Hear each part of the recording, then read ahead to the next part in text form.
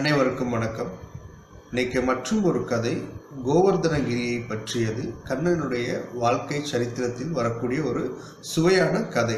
கோவர்தனகிரியை கொண்டாடக்கூடிய ஒரு கதையாக இது அமைந்திருக்கிறது. ஆயர்பாடியில் ஒவ்வொரு ஆண்டும் ஒவ்வொரு வருஷமும் என்ன பண்ணுவாங்க அப்படின்னா, அங்கே இருக்கக்கூடிய முக்கியமான தலைவர்கள் எல்லோரும் ஒன்று கூடி ஒரு மிகப்பெரிய யாகம் நடத்தி அதன் மூலமாக மழையை கொடுக்கக்கூடிய தேவர்களுக்கு, குறிப்பாக இந்திரனுக்கு நன்றி சொல்லும் விதமாக ஒரு விழா நடக்கும். வருஷம் அது நடந்துகிட்டே வருது.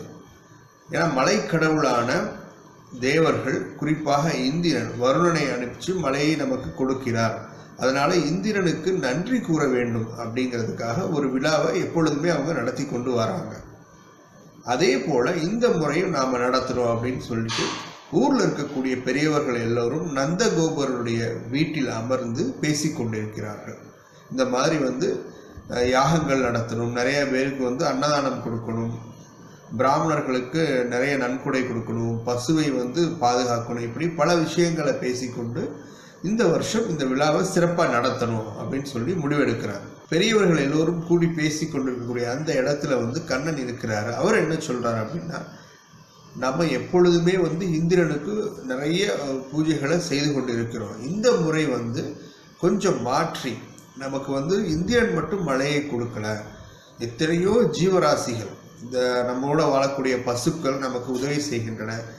எல்லாவற்றிற்கும் மேலாக இந்த கோவர்தன மலையை நம்பித்தான் நம்முடைய வாழ்க்கையே இருக்குது. நமக்கு எல்லா விதமான மூலிகைகள், உணவு, நம்முடைய பசுமாடுகளுக்கு தேவையான மேய்ச்சலுக்கு தேவையான இடம், தங்குவதற்கான இடம் என்று பல விஷயங்களை இந்த கோவர்தன மலை தான் நமக்கு கொடுக்குது. நிறைய ஜீவராசிகள் இதை நம்பி வாழுது. அதனால இந்த முறை இந்த கோவர்தனகிரியை பிரதானமாக கொண்டு நாம் பூஜை செய்யணும் அப்படின்னு சொல்றாரு. இதை பலர் ஏற்றுக்கொள்கிறார்கள். ஒரு சிலரால் இதை ஏற்றுக்கொள்ள முடியவில்லை. ஏன்னா நம்ம காலமாக இந்திரனுக்கு செய்யக்கூடிய பூஜை இது. ஒருவேளை இந்திரன் நம்ம மேல கோபப்பட்டு நிறைய தீமைகளை நமக்கு செய்யலாம், அதனால வேண்டாம் அப்படின்னு சொல்றாங்க. பிறகு இறுதியாக கண்ணன் சொல்றதுதான் நடக்குது. எல்லோரும் கோவர்தனகிரிக்கு பூஜை செய்யலாம் அப்படின்னு சொல்லி முடிவெடுக்கிறாங்க. அப்போ அதற்கு தேவையான உபகரணங்கள், பொதுவாக இந்த விழா நடக்குன்னு சொன்னால் அதற்கு தேவையான உபகரணங்கள் எல்லாமே தயார் நிலையில் வைக்கணும். அதே போல் இந்திர விழாவுக்கு, இந்திரனை மகிழ்விப்பதற்காக நடத்தப்படக்கூடிய இந்திர விழாவிற்கான பொருட்களை அப்படியே கோவர்தனகிரிக்கு பயன்படுத்தலாம் அப்படின்னு சொல்லி முடிவெடுக்கிறாங்க. அதே போல் யாகங்கள் வளர்க்குறாங்க, நிறையா பேருக்கு நன்கொடைகள் கொடுக்குறாங்க, தான தர்மங்கள் பண்ணுறாங்க. இப்படி எல்லாமே நல்லபடியாக நடந்துட்டு வருது. ஒரு கட்டத்தில் இந்திரனுக்கு பயங்கரமான கோபம். என்ன, இத்தனை வருஷமா நமக்கு பூஜை செய்துக்கிட்டு இருந்தவங்க இந்த வருஷம் பண்ணாமல் திடீர்னு இந்த மலைக்கு பர்வதராஜனுக்கு போய் பண்ணுறாங்களே அப்படின்னு இந்திரனுக்கு பயங்கரமான ஒரு கோபம்.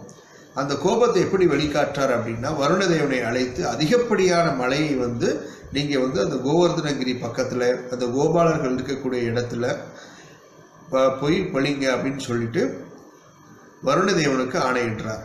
வருணதேவனும் அதிகப்படியான மழையை இங்கே பொழிந்து விட்டு போகிறார். ஊரே பயங்கரமாக பாதிக்கப்படுகிறது. அதிகப்படியான வெள்ளம் வந்தால் எப்படி இருக்கும், அந்த மாதிரி ஆயிடுச்சு ஊரே.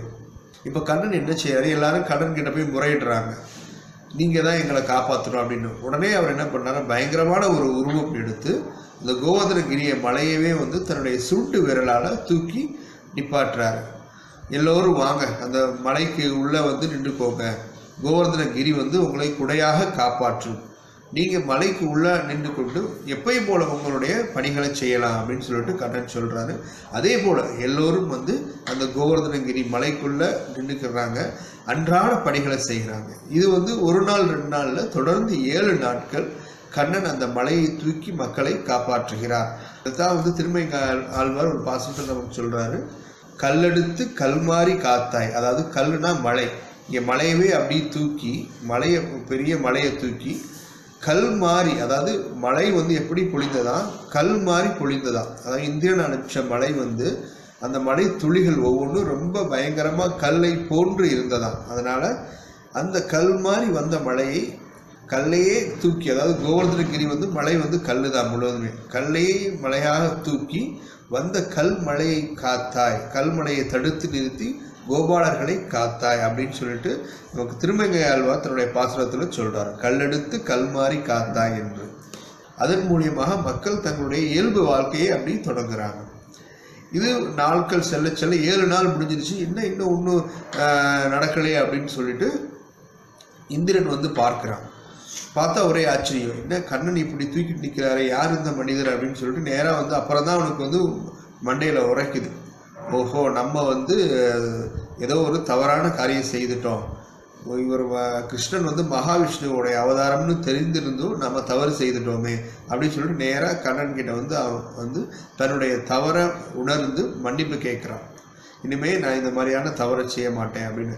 அப்போ கண்ணன் சொல்கிறாரு, உனக்கு வந்து தான் தான் பெரிய ஆள், நான் தான் பெரிய ஆள் அப்படிங்கிற அகங்காரம் இருந்துச்சு. உன்னை நம்பி தான் இந்த 3 உலகங்களும் இயங்குகிறது. நீ தான் வந்து எல்லோருக்கும் மழையை காற்றை கொடுக்குறேங்கிற ஒரு ஆணவம் உன் மனதில் இருந்தது. அந்த ஆணவத்தை அழிப்பதற்காகத்தான் இப்படியான ஒரு தண்டனையை உனக்கு நான் கொடுத்தேன். இனிமேலாவது மனிதர்கள்கிட்டையும் மற்றும் உன்னை நம்பி இருக்கக்கூடிய உயிரினங்கள்கிட்டையும் ஆணவம் இல்லாமல் நடந்துக்கோ அப்படின்னு சொல்லிட்டு கண்ணன் அவனை மன்னிச்சு அனுப்புகிறார். இதுதான் வந்து கோவர்தனகிரியோட சரித்திரம். இது மிக முக்கியமான ஒரு சரித்திரம். ஏன்னா இதை பற்றி பல ஆழ்வார்கள் நமக்கு வந்து பாடியிருக்கிறாங்க. மாயனை மண்ணுவட மதுரை மைந்தனை தூய பெருநீர் யமுனை துறைவனை, யமுனை நதியில் வாழக்கூடிய அந்த யமுனையின் துறைவனாக இருக்கக்கூடிய கண்ணனை, ஆயர்குலத்தில் தோன்றிய அணி விளக்கை அப்படின்னு சொல்லிட்டு ஆண்டாள் பாடுறாங்க. தாயை குடல் விளக்கம் செய்த தாமோதரனை தூயோமாய் வந்து நாம் தூமலர் தூவி தொழுது வாயினால் பாடி மனதினால் சிந்திக்க. அந்த கோவிந்தனை வாயினால் பாடணும், மனதினால் சிந்திக்கணும். அப்படி சிந்திச்சா என்ன நடக்கும்னா, நாம் செய்த பாவங்கள் அனைத்தும் நீங்கிவிடும். வாயினால் பாடி மனதினால் சிந்திக்க போய பிழையும் புகுதருவான் என்றனவும் தீயினில் தூசாகும் செப்பேலோர் எம்பாவாய் அப்படிங்கிறாங்க. தீயில எப்படி வந்து ஒரு தூசிப்பட்ட அழிஞ்சு போயிருமோ அது போல தீயில எதிர்பட்டாலும் அது அழிஞ்சு போயிடும். அது அக்னி வந்து எல்லாத்தையுமே வந்து பஸ்பமாக்கணும். அது போல நம்முடைய பாவங்கள் அனைத்தும் தீயில் விழுந்ததை போல பஸ்பமாகி அழிந்து விடும் அப்படின்னு சொல்லிட்டு இந்த பாசுரம் நமக்கு சொல்லுது. இப்படி பல பேர் கொண்டாடிய இந்த ஒரு கதையை தான் நம்ம இன்னைக்கு வந்து பார்த்துருக்குறோம்.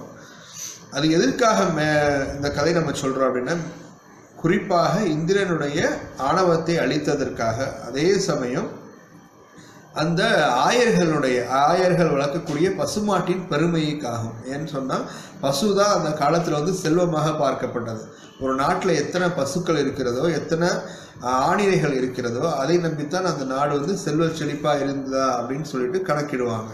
அதே போல தான் எல்லா மன்னர்களும் நிறைய பசுமாடுகளை வளர்த்தார்கள். அந்த பசுமாடுகளுக்கு எந்த தீங்கும் வரக்கூடாது அப்படின்னு சொல்லிட்டு கண்ணன் வந்து பசுமாடுகளையும் ரட்சிக்கிறார். வாங்க குடம் நிறைக்கும் வள்ளல் பெரும்பசுக்கள் நீங்காத செல்வம் நிறைந்தேலோர் எம்பாவாய் அப்படின்னு சொல்லிட்டு பாசுரம் நமக்கு இருக்கிறதுனால பசுமாடுகளையும் காப்பாற்றி அதற்கு தேவையான அனுகிரகங்களையும் கண்ணன் செய்திருக்கிறார். இதுதான் வந்து இந்த கதை நமக்கு சொல்லக்கூடியது. மனிதர்களையும் தாண்டி ஜீவராசிகளுக்கும் நாம் வந்து முக்கியத்துவம் தர வேண்டும். ஏன்னா ஜீவராசிகள் இல்லாட்ட இந்த உலகம் வந்து இயங்காது. வெறும் மனிதர்களை நம்பி மட்டுமே இந்த உலகம் கிடையாது. அனைத்து ஜீவராசிகளுக்குமானது இந்த உலகம். அந்த நினைவுபடுத்தக்கூடிய ஒரு அருமையான கதை இது. இதன் மூலியமாக நாம் தெரிந்து கொள்ள வேண்டியது, அகங்காரம் இல்லாமல் நம்முடைய பணிகளை செய்ய வேண்டும். அதுதான் இந்த கதையினுடைய நோக்கம். நன்றி.